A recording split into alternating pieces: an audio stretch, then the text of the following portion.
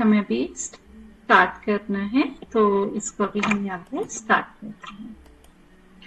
भोजन के मुख्यतः 3 कार्य होते हैं। शारीरिक शरीर क्रियात्मक कार्य। जीवन में विभिन्न कार्यों के लिए क्षण भर ऊर्जा की आवश्यकता होती है। शरीर में ऊर्जा देने का मुख्य कार्य शांति पाठ। अच्छा, चलिए ठीक है। तो एक प्रार्थना के साथ अपनी क्लास को शुरू करते हैं। तो प्रार्थना करते हैं। यहाँ पर कौन करेंगे? आप ही करिए और स्टार्ट करते हैं फिर। कमर गर्दन सीधी, 3 बार ओम का उच्चारण।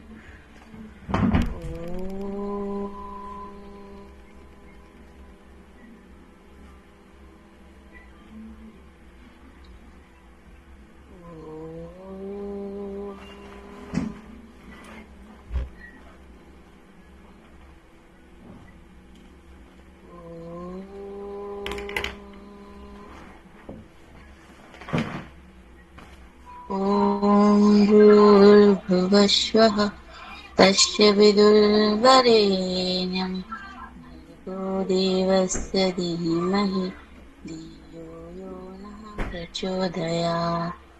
ओम शांति शांति शांति। हाथों पर, दोनों हाथों पर रख करें। हाथों की गर्माहट को आंखों पर महसूस करें। तो चलिए अब हम स्टार्ट करते हैं अपने टॉपिक को। ये है इसके कार्य। तो पहला कार्य है ऊर्जा देने का। तो शरीर को ऊर्जा देने का मुख्य कार्य कार्बोहाइड्रेट और वसा के द्वारा किया जाता है। 2 पोषक तत्वों को शरीर का ईंधन कहते हैं। शरीर में कार्बोहाइड्रेट और वसा रूपी ईंधन के ज्वलन से ऊर्जा उत्पन्न होती है और इस ऊर्जा का उपयोग शरीर के विभिन्न आंतरिक और बाह्य क्रियाओं के लिए किया जाता है। इसके अतिरिक्त शरीर की वृद्धि और मरम्मत के लिए भी भोजन की आवश्यकता होती है। शरीर की कोशिकाओं और ऊतकों में वृद्धि और मरम्मत दोनों कार्यों के लिए प्रोटीन अनिवार्य है। भोजन का अन्य महत्वपूर्ण शरीर क्रियात्मक कार्य है शरीर के रोगों से रक्षा और शरीर के विभिन्न क्रियाओं को सुचारू रूप से चलाना। भोजन के विशिष्ट पोषक तत्व यथा विटामिन और खनिज लवण इन प्रक्रियाओं को नियंत्रित करने में सहायक होते हैं। तो ये कार्य हम बार बार पढ़ ही चुके हैं। ऊर्जा का रखरखाव, मरम्मत, ग्रोथ और इम्यूनिटी, इन सब का काम ये सब करते हैं। दूसरा है सामाजिक कार्य। भोजन हमारे सामाजिक संबंधों को बनाता है, वह उनमें घनिष्ठता उत्पन्न करता है। लगभग सभी सामाजिक कार्य भोजन के साथ ही संपन्न होते हैं, जैसे शिशु जन्म, विवाह, मुंडन, नामकरण, जन्मदिन आदि में भोजन एक प्रमुख भाग होता है। शोक के अवसर पर भी भोजन महत्वपूर्ण होता है। बीमार व्यक्तियों से मिलने जाएं, उस समय भी अपनी भावनाओं का प्रदर्शन फल देकर करते हैं। शुभ समाचारों को सुनाने के साथ खुशी दर्शाने के लिए भी मिठाई भेंट की जाती है। तो इस तरह यानी कि कोई भी सुख का, दुख का, कैसा भी हमारे जीवन में कोई भी ऐसा पल हो, तो हम हर जगह भोजन का अपना एक अलग महत्व होता है। तो भोजन पर हमारे यहाँ सामाजिक रूप से काफी महत्व दिया जाता है। कोई त्योहार हो, कोई उत्सव हो, कुछ भी हो, इवन कोई दुख भी हो, तब भी भोजन को वहां पर भी भूला नहीं जाता। भोजन को वहां पर भी महत्व दिया जाता है। मनोवैज्ञानिक कार्य। भोजन का एक ऐसा माध्यम है जिसके द्वारा हमारी भावनाओं जैसे प्यार, सुरक्षा की भावना आदि को भी संतुष्टि होती है। माँ जब अपने बच्चों के लिए उसकी पसंद का भोजन बनाती है तो वह उसका अपने बच्चों के प्रति प्यार और लगाव को दर्शाता है। दूसरी तरफ अपनी पसंद का भोजन खाकर बच्चा सुरक्षा में अनुभव करता है। चिर परिचित भोजन के अभाव में व्यक्ति स्वयं को अकेला व असहाय महसूस करता है। तो यानी हम अपनी भावनाओं को भी प्रकट करते हैं। मनोवैज्ञानिक रूप से भी भोजन का हमारे जीवन में बहुत महत्व है। तो हम कैसी भावना के साथ भोजन को सर्व करते हैं किसी के सामने, तो हमारी भावनाएं बहुत महत्वपूर्ण होती हैं भोजन के साथ। तो इस तरीके से सामाजिक और शारीरिक और मनोवैज्ञानिक तीनों स्तर पर भोजन का अपना एक बहुत ही महत्वपूर्ण स्थान है। आहार का पाचन और अवशोषण। अब यहाँ पर हम पाचन की बात शुरू करते हैं। तो जब पाचन होता है, फिर उसके द्वारा पोषक तत्वों का शरीर में अवशोषण होता है, और अवशोषण करने के बाद वो जो पोषक तत्व हैं उनसे ऊर्जा उत्पन्न की जाती है।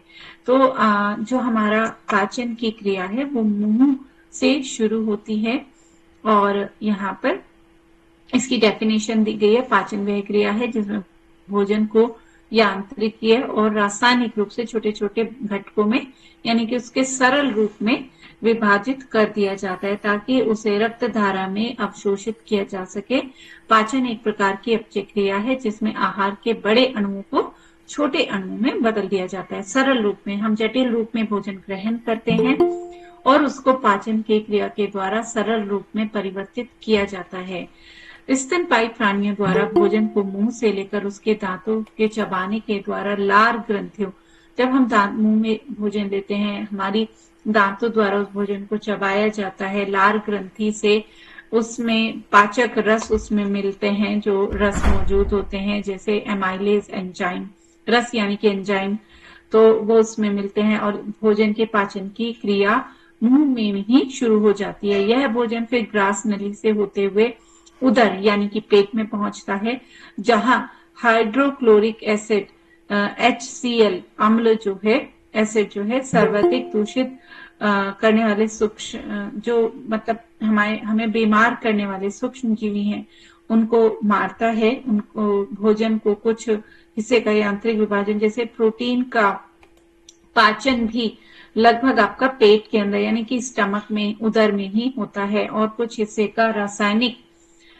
परिवर्तन आरंभ करता है। हाइड्रोक्लोरिक एसिड का पीएच मान कम होता है, जो कि किण्वन फर्मेंटेशन के लिए उत्तम है। कुछ समय आमतौर पर मनुष्यों में 1 या 2 घंटे, कुत्तों में 5 से 6 घंटे, और बिल्लियों में इससे कुछ कम अवधि के लिए भोजन के अवशेष छोटी आंत और बड़ी आंत से गुजरते हैं और मल त्याग के द्वारा बाहर निकाल दिए जाते हैं। तो मुंह में आपकी पाचन क्रिया शुरू होती है। मुंह में एमाइलेज नाम जो लार ग्रंथि है, लार में एमाइलेज नामक एंजाइम खाने में मिलता है, और कार्बोहाइड्रेट का पाचन मुंह में ही शुरू हो जाता है। उसके बाद वो भोजन ग्रास नली से होते हुए आपके उदर यानी पेट में पहुंचता है, और पेट में जो एंजाइम्स हैं वो प्रोटीन का पाचन करने का काम करते हैं, और साथ साथ में HCl यानी कि एक एसिड जो है, हाइड्रोक्लोरिक एसिड, वो भी वहां पे रिलीज होता है। उसका काम है जो वहां की पीएच है, पीएच वैल्यू यानी एसिडिटी अल्कलाइन, उसको मेंटेन करके रखता है, और जो हार्मफुल बैक्टीरिया या सूक्ष्म जीवी जो हमारे खाने के साथ हमारे अंदर चले गए हैं उन्हें मारने का काम भी HCl का होता है। उसके बाद वो भोजन पेट से छोटी आंत में पहुंचता है और वहां पाचन की प्रक्रिया पूरी होती है, और फैट जो है उसका पाचन पूरा होता है। जितने भी पूरा पाचन की क्रिया बची है वो सब छोटी आंत में कंप्लीट कर दी जाती है। उसके बाद पोषक तत्व जो है छोटी आंत में ही अवशोषित कर लिए जाते हैं, और जो बचा कुचा मल है, वेस्ट है, वो बड़ी आंत में पहुंच जाता है, और बड़ी आंत में अब जो पानी था, पानी को उस मल से अवशोषित हटा दिया जाता है, और मल को जो है वहां पे थोड़ा ड्राई फॉर्म में कर दिया जाता है वेस्ट को, और फिर गुदा द्वार के द्वारा वो मल बाहर निकल जाता है। बिल्कुल ड्राई नहीं, मल को सेमी सॉलिड रूप में किया जाता है लिक्विड से। तो यहाँ पर हम एक बार इसको देख लेते हैं। ये वैसे तो मैंने पूरा प्रोसेस आपको बता ही दिया है। यहाँ पर इसमें मेन जो पाचन की जो प्रोसेस है,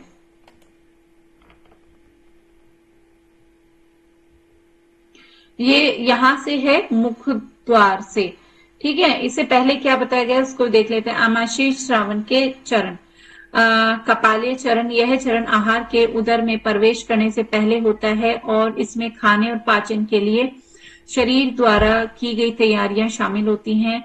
दृश्य और विचार, हम कैसा देखते हैं भोजन, हमें कैसा दिखता है, हमारे उस समय विचार कैसे हैं। सेरिब्रल कॉर्टेक्स जो है अर्थात मस्तिष्क की सतह को उत्तेजित करते हैं। स्वाद और गंध के उद्दीपन के अंधश्वेतक हाइपोथैलेमस और मेड्यूला ओब्लंगेटा में भेजा जाता है। कैसा आपको स्वाद उसका अनुभव हो रहा है, कैसी आपको उसकी गंध हो रही है। इसके बाद उसे वेगस तंत्रिका और एसिटोकाइलिन के श्रावण से गुजारा जाता है। इस चरण में आमाशय श्रावण अधिकतम दर पर 40% तक बढ़ जाता है। उदर की अम्लीयता, जैसे मैंने पहले बताया, उदर में HCl एक अम्ल यानी एसिड होता है रिलीज, जो वहां के वातावरण को अम्लीय बना देता है। उदर की अम्लीयता इस बिंदु पर आहार के द्वारा बफर नहीं की जाती और इस प्रकार सोमेटोस्टेटिन के डी सेल श्रावण के द्वारा भित्त यानी अम्ल श्रावण और जी सेल यानी गैस्ट्रिन श्रावण गतिविधि को रोकने का कार्य करती है। ये तो था यहाँ पे कपालीय चरण। इसके बाद आता है आमाशय चरण। इस चरण में 3 से 4 घंटे लगते हैं। यह उदर के फुलाव और उदर में आहार की मौजूदगी और पीएच की कमी द्वारा उद्दीपन किया जाता है। फुलाव में लंबी और आंत्रपेशी स्तर की परिवर्तित क्रियाएं सक्रिय होती हैं और इसमें एसिटोकाइलिन का श्रावण सक्रिय होता है, जिससे और अधिक आमाशय यूज का श्रावण होता है। जैसे कि प्रोटीन उदर में प्रवेश करता है और यह हाइड्रोजन आयंस के साथ जुड़ जाता है, जिससे उदर का पीएच लगभग 1 से 3 तक गिर जाता है। गैस्ट्रिन और HCl श्रावण का अवरोधन हटा दिया जाता है, जिससे जी सेल गैस्ट्रिन का श्रावण करने के लिए ट्रिगर हो जाता है। तो यहाँ पे यानी कि एंजाइम रिलीज के लिए बताया गया है। आंत्र चरण। फिर आंत्र चरण क्या है? इस चरण में 2 भाग होते हैं, उद्दीपक और अवरोधक। आंशिक रूप से पचा हुआ आहार पाचन तंत्र में भर जाता है और इससे आंतों का गैस्ट्रिन श्रावण होने के लिए ट्रिगर हो जाता है और एस्ट्रोगैस्ट्रिक परिवर्तित किया वेगल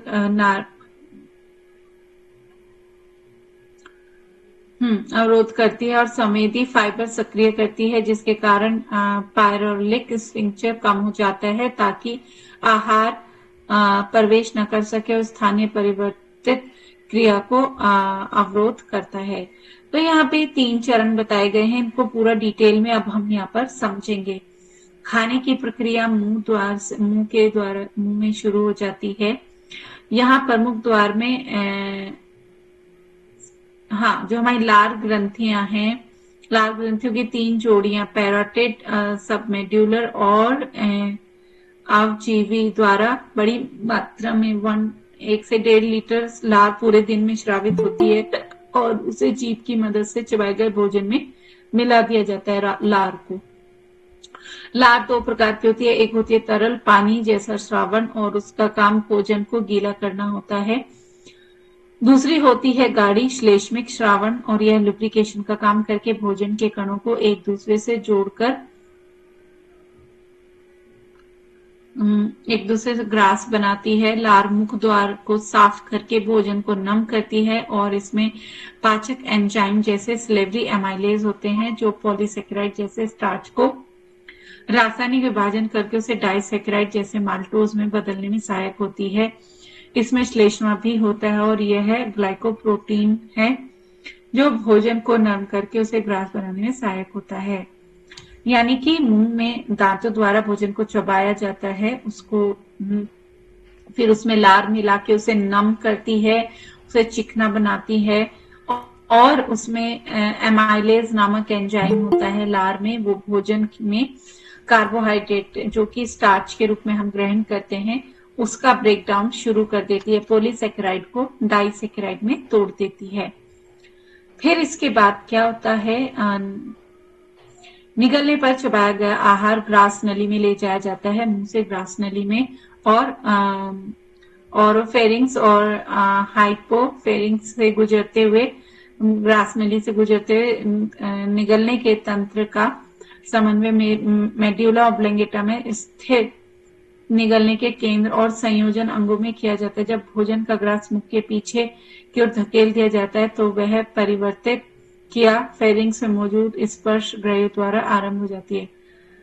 तो यहाँ पर क्या होता है उसको भी आप समझेंगे। जैसे ग्रास नली में पहुंचा तो यहाँ पे एक एपिग्लोटिस, एक ढक्कन टाइप से आप समझ लो, क्योंकि जैसे आप खाते हो तो आपका वो खाना सांस की नली में न जाए, तो उसका एक ढक्कन बंद, आपसे समझ सकते हैं एपिग्लोटिस सांस की नली को समय बंद कर देती है, जिससे खाना आपकी ग्रास नली में से ही पेट में जाए, आपकी श्वास नली में न जाए। तो उसको एक एपिग्लोटिस के द्वारा श्वास नली को बंद कर दिया जाता है, और वहां से गुजरते हुए वो कहाँ पहुंचता है, आपके उदर में पहुंचता है। ठीक है, आपका उदर पे आ जाते हैं। ग्रास नली लगभग 25 सेंटीमीटर लंबी, संकरी, पेशीय, श्लेष्म ग्रंथि यकृत स्त्रीकृत होती है, और इसमें एपिथेलियल द्वारा रेखांकित सीधी ट्यूब होती है, जो मुख के पीछे गलगोश से आरंभ होती है और सीने से थोरसिक डायफ्राम से होकर गुजरती है। यानी कि यहाँ से होते हुए थोरसिक डायफ्राम, यानी कि ये पूरा हिस्सा आपका इसके बैक साइड से गुजरती है ग्रास नली, और उदर स्थित हृदय द्वार पर जाकर समाप्त हो जाती है। ग्रास नली की दीवार महीन मांसपेशियों की 2 परतों से बनी होती है, और ग्रास नली से बाहर तक एक सतत परत बनती है। तो फिर ग्रास नली से जो खाना है वो पूरा जो है, इसमें भी दिया गया है, जिसे एपिग्लोटिस कहते हैं, जिसके जो निगलने के दौरान के ऊपर से बंद हो जाता है, जिससे भोजन श्वास नली में प्रवेश ना कर सके। ठीक है, और फिर वो कहाँ पहुंचता है भोजन? उदर में। उदर जे शेप आकार का एक स्ट्रक्चर होता है, जो पेट है वो आपका जे शेप में होता है। इसकी दीवारें मोटी होती हैं, लचीली होती हैं बहुत ही, जिससे कि इसलिए मोटी होती हैं क्योंकि वहां पे एसिड भी श्रावण होता है, जिससे दीवारें उसकी खराब ना हो। तो भोजन का भंडारण करती है, छोटे छोटे कणों में बदलती है। यहाँ प्रोटीन का पाचन होता है मुख्यतः, और प्रोटीएज नामक एंजाइम का श्रावण होता है, जो मतलब पैप्टाइड, मतलब पॉलीपेप्टाइड, मतलब जो प्रोटीन है उसे छोटे अणुओं में तोड़ता है, और उसे पीएच को भी मेंटेन करता है। वहां पे एचसीएल का भी श्रावण होता है, और यहाँ पर दिया गया है कि उदर की भित्तीय कोशिकाएं एक ग्लाइकोप्रोटीन भी स्रावित करती है। ग्लाइकोप्रोटीन यानी कार्बोहाइड्रेट प्रोटीन दोनों से बना होता है, जिसे ट्रिगर फैक्टर कहा जाता है, और जो विटामिन B12 के अवशोषण को सक्षम बनाता है। अन्य छोटे कण जैसे अल्कोहल उदर में अवशोषित कर लिए जाते हैं, उदर की झिल्ली से गुजरते हुए सीधे रक्त। ठीक है, आप इसको सिंपल समझ लें कि उदर में प्रोटीन का पाचन होता है, पीएच वैल्यू मेंटेन होती है, अम्लीय वातावरण होता है, और वहां पे जितने बैक्टीरिया हैं उनको मार दिया जाता है, और भोजन को एक लुगदी के रूप में बदल दिया जाता है। ठीक है, और वहां से फिर वो जो लुगदी के रूप में भोजन है वो छोटी आंत में पहुंचा दिया जाता है। ठीक है, तो यहाँ पे एक थोड़ा सा और पढ़ लेते हैं। मैम और एक बार बता दीजिए। कौन सा पॉइंट? उदर।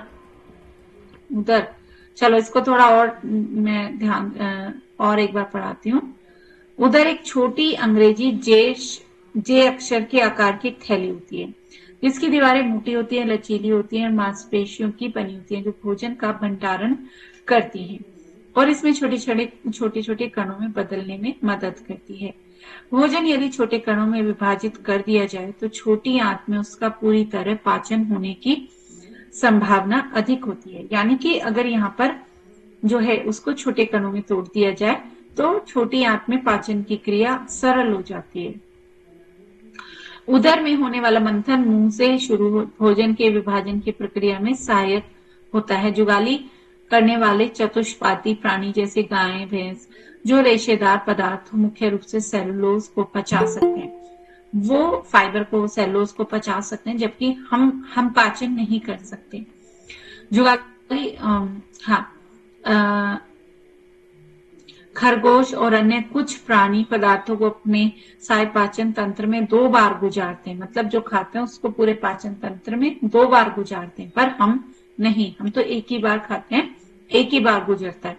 अधिकतर पक्षी छोटे कंकड़ खाकर अपने पेशनी में होने वाले यंत्रीय प्रक्रियाओं में सहायता करते हैं। कुछ पक्षी ऐसे भी होते हैं जो बारीक छोटे कंकड़ पत्थर खाते हैं, जिससे उनकी प्रक्रिया पाचन की आसानी से पूरी हो सकती है।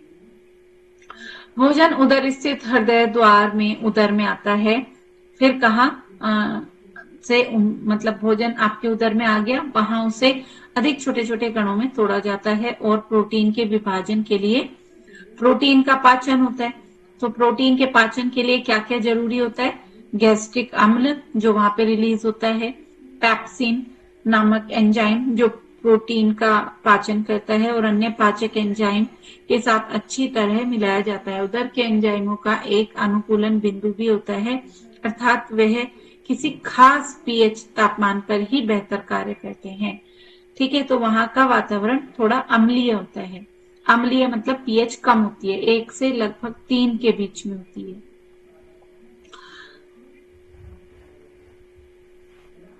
और भोजन के साथ भीतर आने वाले सूक्ष्मजीवी को नष्ट करता है।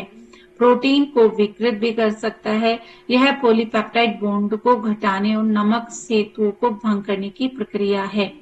तो पॉलीपेप्टाइड बॉन्ड जिनके द्वारा वो सब अमीनो एसिड जुड़े हुए हैं, उन बॉन्ड्स को तोड़ता है और उन्हें सरल रूप में लाता है। उदर की भित्तीय कोशिकाएं एक ग्लाइकोप्रोटीन भी स्रावित करती हैं। यह जो विटामिन B12 के अवशोषण को सक्षम बनाता है, B12 के अवशोषण का काम करता है। अन्य छोटे कण जैसे अल्कोहल वगैरह भी यहाँ पे अवशोषित हो जाते हैं। उदर की झिल्ली से गुजरते हुए सीधी रक्त वाही तंत्र में प्रवेश कर रहे। उदर में भोजन अर्ध द्रव रूप में होता है, यानी कि काफी लिक्विड फॉर्म में होता है, जो पूर्ण रूप से कायम के नाम से जाना जाता है। जो मैंने बताया आपको कि यहाँ पे एक लुगदी जैसा हो जाता है, जैसे बहुत पतली लुगदी, उसको क्या कहते हैं? कायम। अन्न नली का अनुप्रास भाग उदर के भीतर 4 या 5 श्लेष्मिक झिल्ली की तहत वर्णन देखें। तो इसकी अगर आप इसको ऐसे वर्टिकल इसको ऐसे देखें काट के उदर को, तो उसमें 5 झिल्लियों की लेयर दिखे। उसकी जो दीवार है पेट के उदर की, वो 5 लेयर से मिलके बनी है। तो कौन कौन सी? एक तो है मध्य कला, मीसोथेलिया, कोशिकाओं की यह परत पतली सिरमी झिल्ली जो उदर की सबसे बाहरी दीवार होती है। ठीक है। दूसरी मांसपेशीय परत मांसपेशीय परत भीतर लिए गए भोजन को मिलाने के लिए उपयोग किए जाने वाली मांसपेशियों की एक सुविकसित परत होती है, जो अलग अलग संरेखनी में चलने वाले 3 घंटे मिलकर बनती है। सबसे बाहरी परत उदर के लंबवत अक्ष यानी कि ऊपर से नीचे की तरफ समानांतर चलती है और बीच की परत अक्ष से सम केंद्री उदर का क्षैतिज रूप से चक्कर लगाते हुए होती है और सबसे भीतर की परत तिरछी होती है, जो अंतर्ग्रहित भोजन को मिलाने और उसे छोटे छोटे कणों को बदलने में उत्तरदायी होती है। बाहरी परत तो सिंपल होगी, फिर ऐसे होगी, सीधी यूं होगी परत। उसके बाद और अंदर की परत होती है वो तिरछी होती है, जिसे खाने का विभाजन आसानी से किया जा सके। सबम्यूकोसा यह आंतरिक पेशीय परत की श्लेष्मिक झिल्ली जोड़ने वाले संयोजी ऊतकों से बनी होती है और इसमें शिराएं, रक्त, लसिका, धमनियां होती हैं। जो चौथी लेयर आप समझ लीजिए। श्लेष्मिक झिल्ली बहुत बार मुड़ी हुई होती है, जिसमें अंदरूनी परत होती है।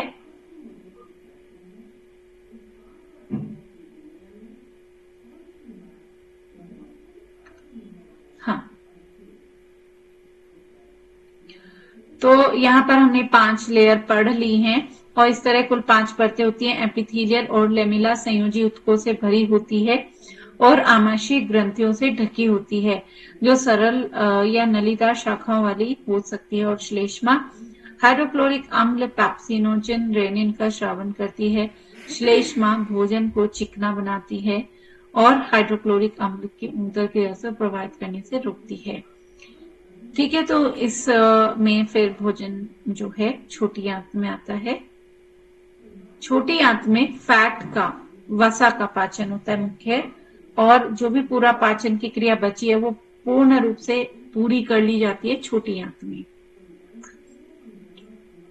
उदर से संसाधित किए जाने के बाद भोजन जठर अग्न्य संकोची पेशियों से होकर छोटी आंत में भेज दिया जाता है। दूधिया कायम, दूधिया रंग का होता है, कायम इसको कहते हैं, यानी लुगदी के रूप में पाचनांत्र में यानी छोटी आंत में प्रवेश करने के बाद पाचन और अवशोषण की प्रक्रियाओं का एक बड़ा भाग यहीं पर संपन्न होता है और यहाँ से 3 अलग अलग द्रव्यों में मिलाया जाता है। पित्त, पित्त मिलता है, पित्त यानी फैट का वो करता है, पित्त जो है पित्त का डाइजेशन करता है, करने के लिए मल्सिफिकेशन करता है, और काइम और बहुत सारे जो वेस्ट प्रोडक्ट वेस्ट है हमारे शरीर के उन्हें बाहर निकालने का काम भी करता है, जो बाइल है। पित्त का उत्पादन यकृत के द्वारा किया जाता है और पित्ताशय में इसका भंडारण होता है, स्टोरेज होता है पित्ताशय का, और फिर छोटी आंत में इसको रिलीज कर दिया जाता है। अग्नाशय द्वारा बनाया गया पाचक, अग्नाशय यानी पैनक्रियाज, पैनक्रियाज भी कुछ रस स्रावित करता है, तो कौन कौन से हैं वो देखते हैं। क्षारीय श्लेष्मिक झिल्ली के आंत्र एंजाइम, इन एंजाइमों में माल्टोज, लैक्टोज, सुक्रोज, ये तीनों केवल शर्कराओं से संसाधित करते हैं।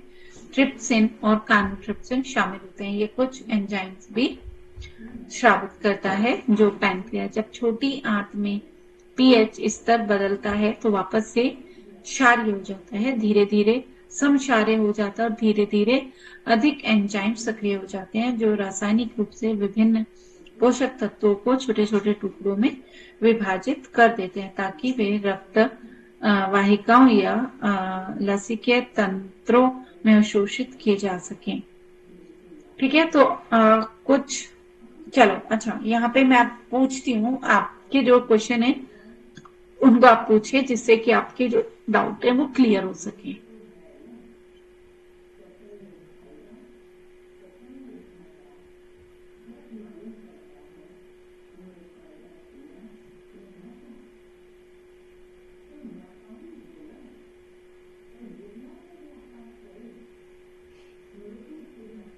आपके कोई क्वेश्चन है पूछिए।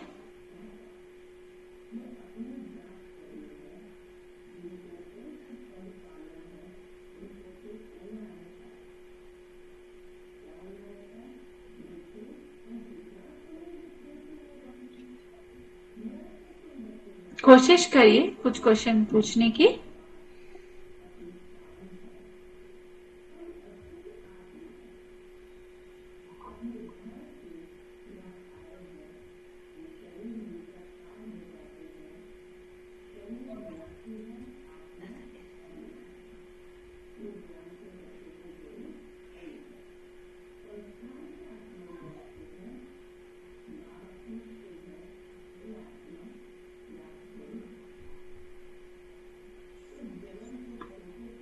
ओके, तो चलिए अच्छा मैं ही कुछ क्वेश्चन आपसे करती हूँ, उनके आंसर देने की कोशिश करें। पाचन की क्रिया कहाँ से शुरू होती है? मैम मुंह से। मुंह में लार ग्रंथि। अच्छा, एक दिन में लगभग कितनी लार स्रावित होती है लार ग्रंथियों से? मैम 1 से 1.5 लार ग्रंथि में कौन सा एंजाइम होता है जो भोजन के पाचन में आपको मदद करता है? Amylase ma'am. गुड। तो एमाइलेज किसका पाचन करता है, क्या ये भी आप बता पाएंगे? क्वेश्चन समझ नहीं पाए। एमाइलेज स्रावित होता है, आपने ठीक आंसर दिया। अब एंजाइम है, ये एंजाइम का काम होता है पाचन का, ब्रेक डाउन करने का। तो ये किसका पाचन कर रहा है, प्रोटीन का, कार्बोहाइड्रेट का या फैट का?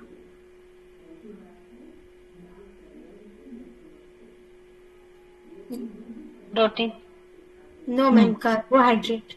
जी, तो ये कार्बोहाइड्रेट का पाचन यहाँ मुंह में शुरू हो जाता है। इसके बाद भोजन कहाँ से गुजरता है, मुंह से फिर कहाँ से गुजरता है? मुंह से फिर आहार फूड पाइप से में। गुजरता है। Food pipe. ठीक है, मैं आपसे क्वेश्चन बदल देती हूँ, थोड़ा और आसान कर देती हूँ। मुंह से फिर भोजन आपका उदर में पहुंचता है, लेकिन मुंह और उदर के बीच में कहाँ से होके गुजरता है भोजन? आहार नली। हाँ, आहार नली, ग्रास नली ना, ईसोफेगस तो कुछ भी कहेंगे।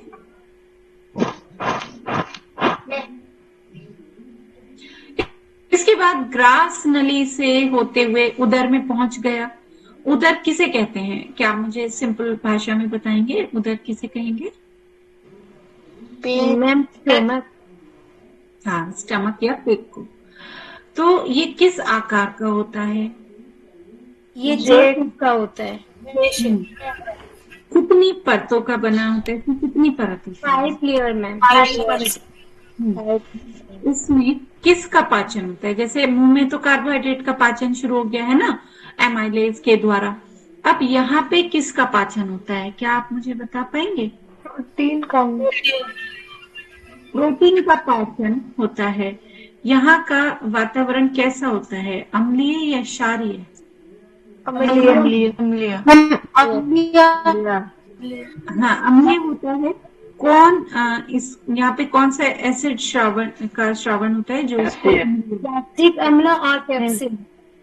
हाँ, तो HCl वहां के वातावरण को अम्लीय बना देता है।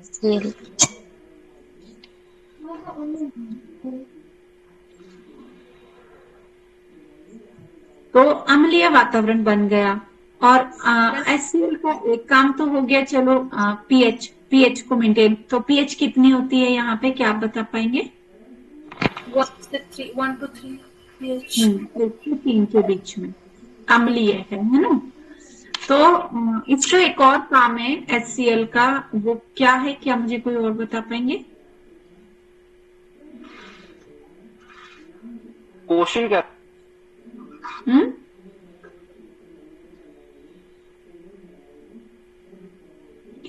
HCl का एक काम है कि वो वहां पे जो खाने के साथ जर्म्स, सूक्ष्म कीटाणु जो पहुंचते हैं, उन्हें मारने का काम भी HCl करता है।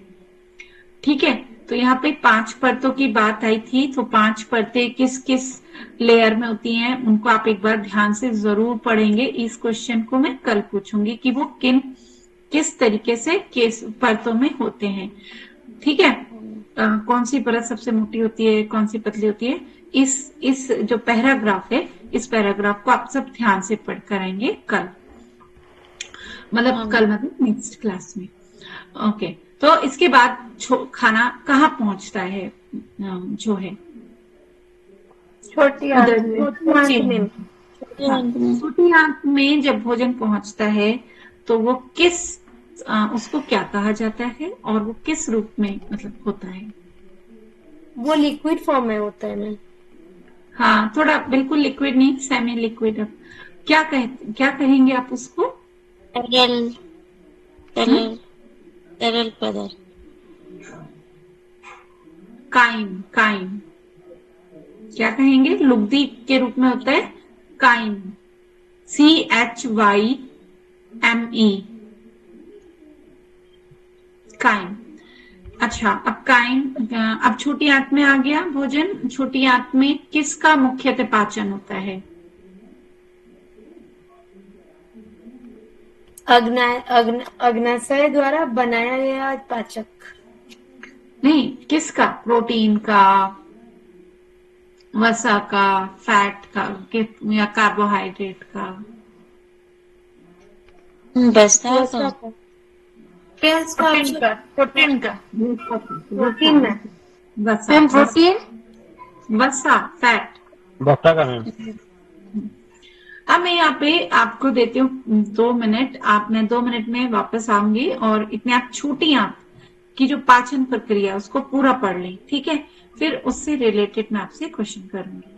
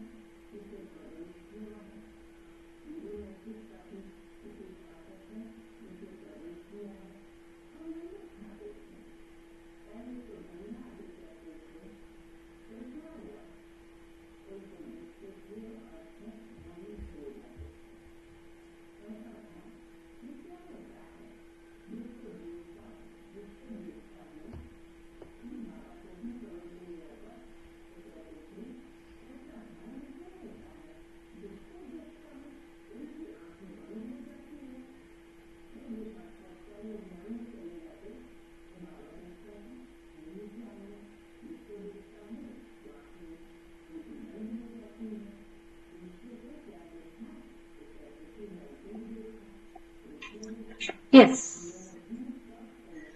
तो क्या आपने स्टडी किया यहाँ पर? हाँ मैम। तो छोटी आंत में जब भोजन पहुंचता है तो वो किस रूप में होता है? सबसे पहले तो आप मुझे बताएं। काइम में। दूसरा क्वेश्चन ये है कि पित्त का उत्पादन कौन करता है?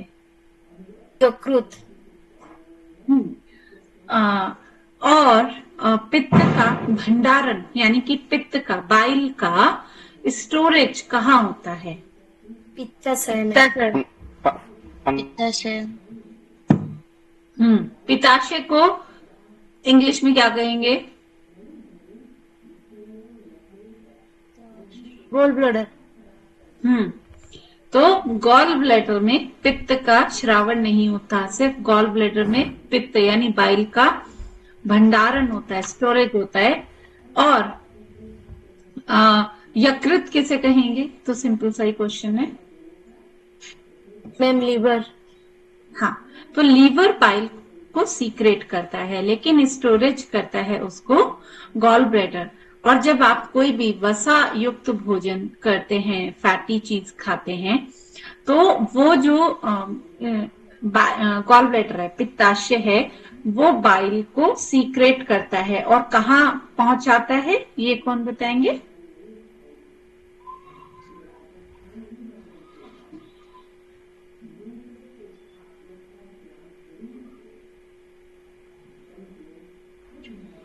Gall bladder. गॉल ब्लैडर से तो सीक्रेट हुआ, पहुंचेगा कहाँ? यकृत।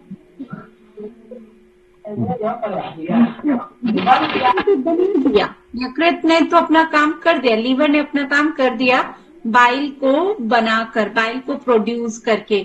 गॉल ब्लैडर ने उसे स्टोर कर लिया। अब बारी आती है उसके काम करने की, बाइल के काम करने की। तो बाइल कहाँ पहुंचेगी? अग्नाशय। हाँ, तो स्मॉल इंटेस्टाइन यानी छोटी आंत के अंदर, छोटी आंत में पहुंचकर वो वसा का पाचन करता है। ठीक है। अब जैसे आपने ये सुना होगा कि जैसे कुछ लोगों का गॉल ब्लैडर रिमूव हो जाता है या गॉल ब्लैडर का स्टोन होने का सर्जरी हो जाती है, गॉल ब्लैडर हट जाता है, तो फिर क्या प्रॉब्लम होता है कि लीवर ने तो बाइल को बना रहा है, लीवर तो कंटिन्यू बना रहा है, लेकिन स्टोरेज का प्रॉब्लम आ जाता है। तो कंटिन्यू सीक्रेशन होता रहता है एंड वो रिलीज होता है बाइल आपका, कंटिन्यू स्टोरेज नहीं हो पाता। तो इस तरीके से गॉल ब्लैडर रिमूव होने के बाद आपको एसिडिटी इसीलिए थोड़ा ज्यादा होने लगती है, पाचन की प्रॉब्लम। तो अब यहाँ पर जो है आपका और अग्नाशय द्वारा कौन सा एंजाइम या क्या कार्य किया जाता है? अग्नाशय किसको कहते हैं ये बताते हैं सबसे पहले।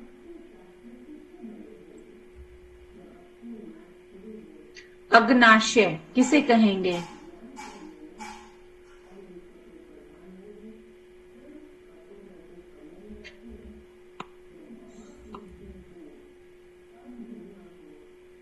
Ma'am pancreas. हाँ, तो पैनक्रियाज जो है आपका यहाँ पर, जो जिसको आप अग्नाशय भी कहते हैं, तो यहाँ पे कुछ अग्नाशय द्वारा बनाया गया पाचक रस। तो यहाँ पर आप आ जाइए पेज नंबर 17 पर, शुरू में फर्स्ट लाइन। तो क्षारीय श्लेष्मिक झिल्लियों द्वारा आंत्र एंजाइम, इन एंजाइम में माल्टोज, लैक्टोज और सुक्रोज, ये तीनों केवल शर्करा को संसाधित करते हैं। ट्रिप्सिन और काइमोट्रिप्सिन शामिल होते हैं।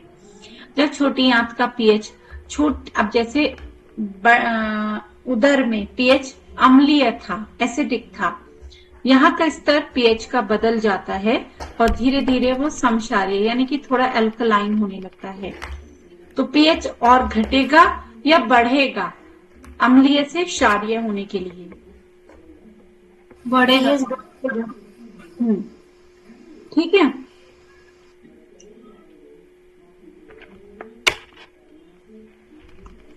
मैम इसको फिर से बोलिए, पीएच का जो लेवल बोले। देखिए पीएच क्या होता है, न्यूट्रल, जो जैसे पानी है, पानी एक न्यूट्रल पीएच का चीज है, जिसका पीएच ना ही एसिडिक होता है ना ही अल्कलाइन होता है, क्षारीय होता है। उसका पीएच लगभग 7 के आसपास होता है, 7 के आसपास होता है। 7 पीएच को ऑलमोस्ट न्यूट्रल माना जाता है, ना वो एसिडिक है ना वो अल्कलाइन है। 7 से अगर आप नीचे की तरफ चलते हैं, 6, 5, 4, 3, 2, 1, तो वो अम्लीय होता चला जाता है। जितना पीएच कम होता जाएगा उतना अम्लीय होता चला जाएगा पीएच। और 7 से अगर पीएच ऊपर बढ़ता जाएगा, 7, 8, 9, 10, तो वो क्षारीय होता चला जाएगा, एल्कलाइन होता चला जाएगा। उदर में पीएच 1 से 3 था, तो यानी कि अम्लीय था। अब यहाँ पे कहा समक्षारीय, यानी कि थोड़ा क्षारीय हो गया, तो पीएच 7 से ऊपर जा रहा है यहाँ पर। ठीक है, तो ये मैम पॉइंट ह्यूमन बॉडी में कितना पीएच रहना चाहिए?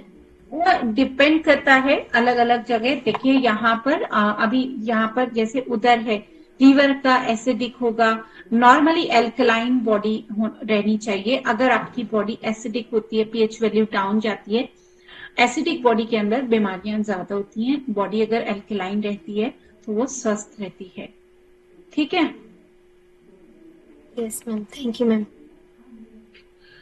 अशोषित पोषक तत्वों से भरा हुआ हेपेटिक पोर्टल शिरा से छोटी आंत से बाहर ले जाया जाता है, यकृत में पहुंचाया जाता है, जहां उसे छाना जाता है और फिर से टॉक्सिन निकाले जाते हैं, पोषक तत्वों से संसाधित किया जाता है। छोटी आंत और पाचक प्रणाली का शेष भाग क्रमाकुंजन करता है और जिससे भोजन को उदर से मलाशय तक ले जाया जाता है और भोजन के पाचक रसों से मिलाकर अवशोषित कर लिया जाता है। वृत्ताकार और लंबवत मांसपेशियां परस्पर विरोधी होती हैं।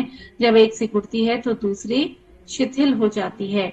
जब वृत्ताकार मांसपेशियां सिकुड़ती हैं तो कटो अधिक संकरा और लंबा हो जाता है और जिससे भोजन दबाकर मतलब ऐसे, मतलब एक खुल रही है तो एक टाइट हो रही है,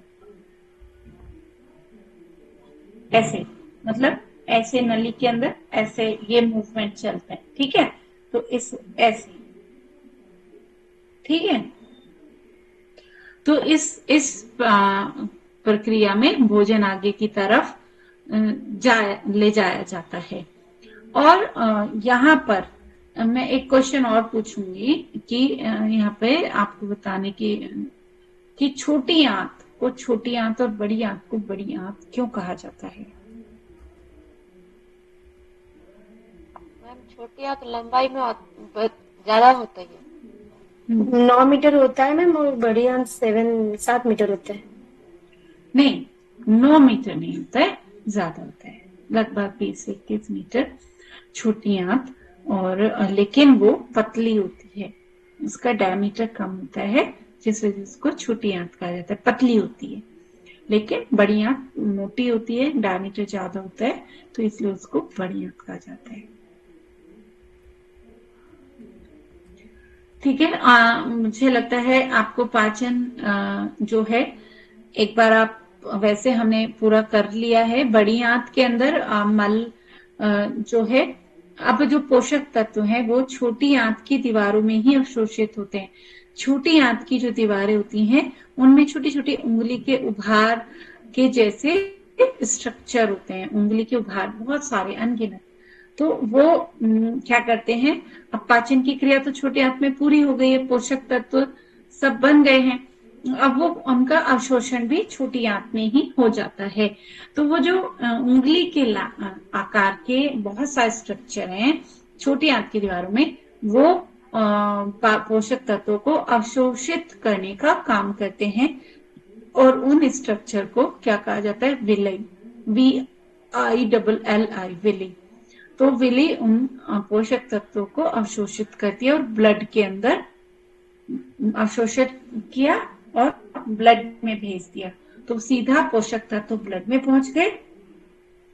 ठीक है, अब जो बाकी बचा मतलब अब अवशोषण के बाद तो वो एक तरीके से वेस्ट बचा, अब वो कहाँ पहुंचता है, बड़ी आंत में। बड़ी आंत में फिर क्या होता है, उसका पानी उसको थोड़ा सा पानी अवशोषित कर लिया जाता है, ड्राई कर दिया जाता है उस वेस्ट को, और वहां बड़ी आंत में पाचन की कोई प्रक्रिया नहीं होती है। जितनी भी जो पाचन प्रक्रिया है वो छोटी आंत के अंदर पूरी कर ली जाती है। ठीक है, और फिर बड़ी आंत में जो है मल जो है बड़ी गुदा द्वार के द्वारा बाहर निकाल दिया जाता है।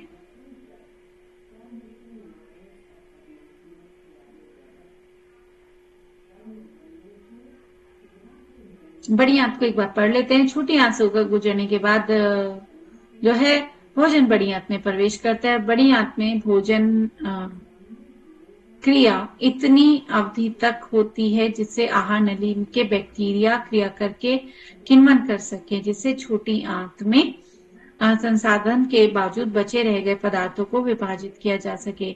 भोजन यानी फर्मेंटेशन की प्रक्रिया पूरी कर जाती है। विभाजन के बाद कुछ उत्पाद अवशेष अवशोषित कर लिए जाते हैं। मनुष्य में इन पदार्थों में सबसे जटिल सेकेराइड जो है डाइसेकेराइड पचाए जा सकते हैं, शामिल होते हैं। इसके अलावा कई पृष्ठवंशियों में बड़ी आंत द्रव को पुनः अवशोषित कर लेता है।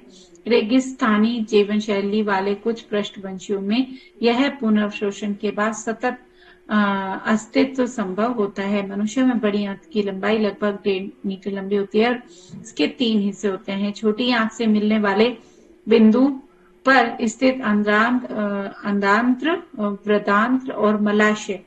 तो जो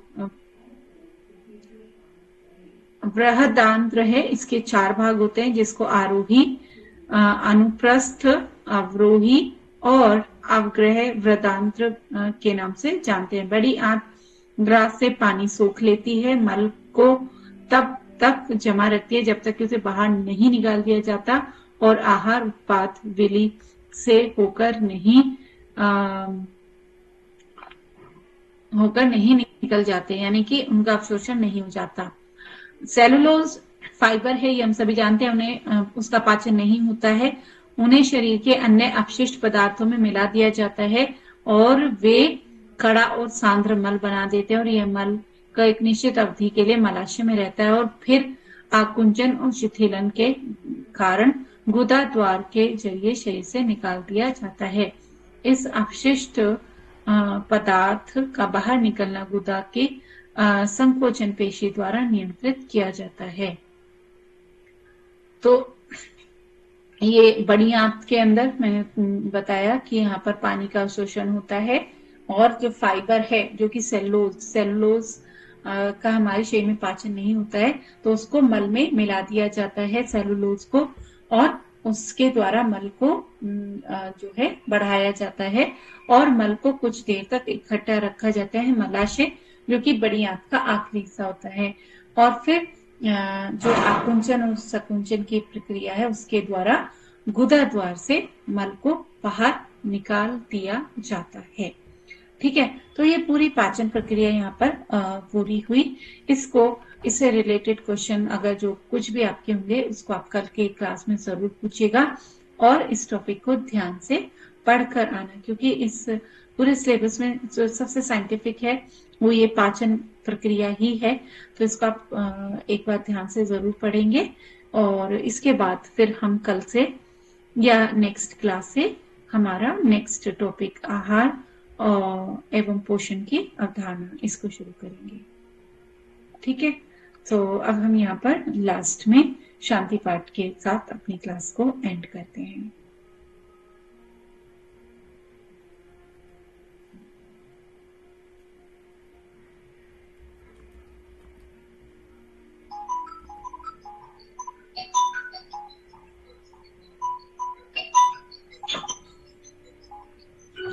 हाँ, शांति पाठ करेंगे।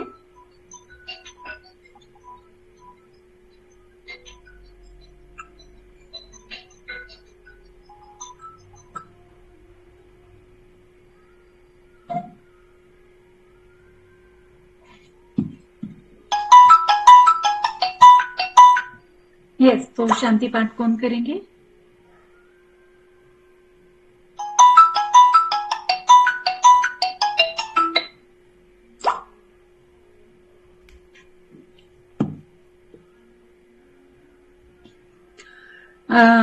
तो कांति आप यहाँ पर आज शांति पाठ करेंगे और उसके साथ हम एंड करेंगे। जी मैम।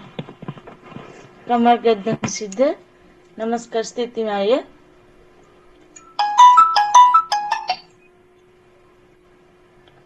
ओम ओम ओम। सर्वे भवन्तु सुखिनः, सर्वे सन्तु निरामया, सर्वे भद्राणि पश्यन्तु, मा कश्चित् दुःखः भवेत्। ओम शांति शांति शांति। दोनों हाथ को रब करेंगे और उस गर्म हाथ को चेहरे पे महसूस करें। जय कृष्ण मैम। जय श्री कृष्ण। अब आप लीव कर सकते हैं सभी। Thank you ma'am. Thank you ma'am. Thank you ma'am. Hariom ma'am, प्रणाम। प्रणाम। जय श्री कृष्ण मैम। जय श्री कृष्ण।